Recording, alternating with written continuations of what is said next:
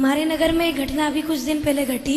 Fire brigade के कारण पूरा परिवार, सिर्फ दादाजी बचे हैं उसमें, पूरा वंश उनका खत्म हो गया, चपेट में आ गए। अंतिम संस्कार हुआ, जब 13वां दिन आया, दादाजी ने, स्थिति तो वैसी थी नहीं, 50,000 कर्जा लेकर के जो ब्रह्म भोज होता है वो करवाया। तो मेरा प्रश्न पहला ये है, मृत्यु सबकी आनी है। जिस दिन घर में मृत्यु हुई है, तैयारी तो रहती नहीं गुरुदेव, तो क्या उस समय समाज आगे आकर मदद नहीं कर सकता? दूसरा प्रश्न, 13वीं के दिन जो 13वीं होती है जिसमें ब्रह्म भोज होता है, जरूरी है क्या? यदि सामर्थ्यवान है तो पूरा नगर भोज कराए, कोई दिक्कत नहीं, परंतु नहीं है तो एक नियमावली जो होती है वो आपके द्वारा बताई जाए। जिस दिन मृत्यु हुई है उस दिन रो रहे होते हैं, वही 13वीं वाले दिन गरम पूड़ी और गुलाब जामुन मांगते हैं। तीसरा ये कि जाना सबको है, रिटर्न टिकट सबकी कंफर्म है, कैंसलेशन के कोई चांसेस नहीं।